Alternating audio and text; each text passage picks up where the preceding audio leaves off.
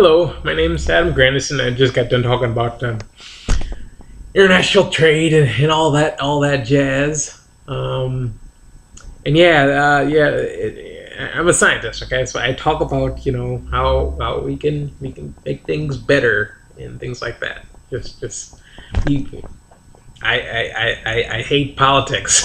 In all honesty, I do. I hate it with a passion. But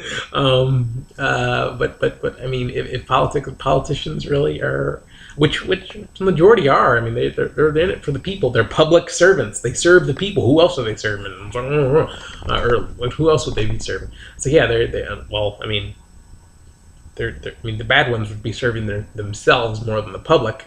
But the good ones, and there are good ones out there. They serve. They have the right people in mind, and that would be the public. That's everyone. We're talking about everyone throughout not only the United States but throughout the entire globe. That's what a politician does. Public trust you to serve the public. So yeah, I was in Union Station so much. I met a lot of people in Union Station so much. In New York so much. It was real cool. Met a couple from so much. I met a couple from what's the name of the country? Geez, I can talk about the East. Met a I was in the Union Station and I met not only a foreign dignitary who worked in the United Nations, and that was in Belgium, as well as and she was this lawyer. She was dressed in her real businessy, looking all official and everything. So, and you don't know if you don't talk with people, if you don't aren't engaged. So she was a real attractive lady. So I was performing my duty to as a citizen to be civically engaged. And yes, she was very very engaged. So no.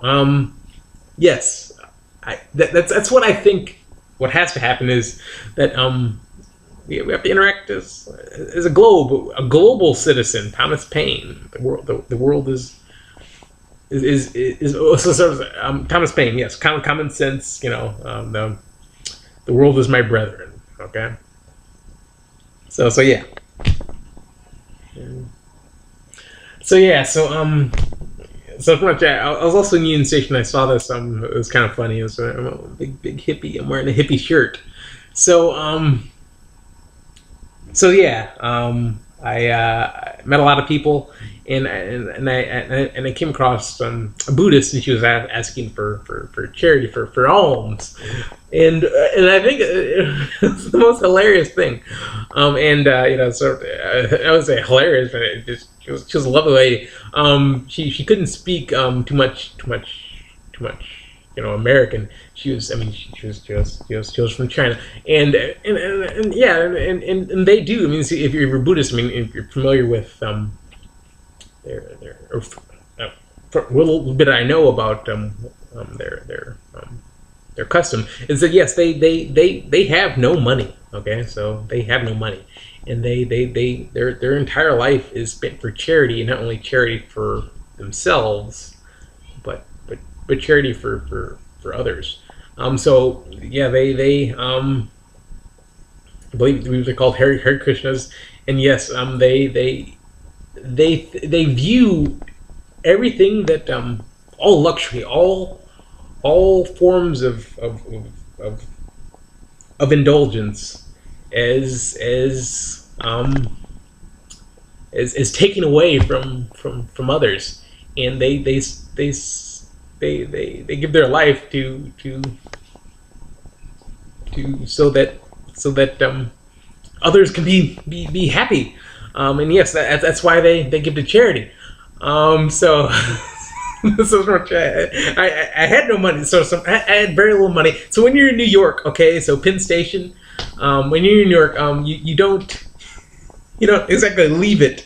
Leave New York with very much money in your pocket. So yeah, I had no money on me, so I went to the ATM. She asked for money. It's like okay. I wasn't like oh say I mean, I wanted to learn more about a custom, so I like different cultures. So yeah, I was going to give her money, and plus I respect them so as much. I went to the ATM and I withdraw $100 because I was like, oh, I need money too. So I took out the money and I handed it to her, and then she took the whole thing. I was like no, I was going to give you $20, and she didn't understand English, so she was like, oh, so I mean I couldn't. Was I going to take it from a Buddhist? And I thought that was hilarious, and yeah, she gave me this bracelet to remember me by. So yeah, so every time I think of money, I think of this some piece, this piece little trinket. So yeah, it means a lot. So it's absolutely hilarious. So yeah, there's many ways to go about spreading peace. And to do so, as a scientist, I'm going to talk about some.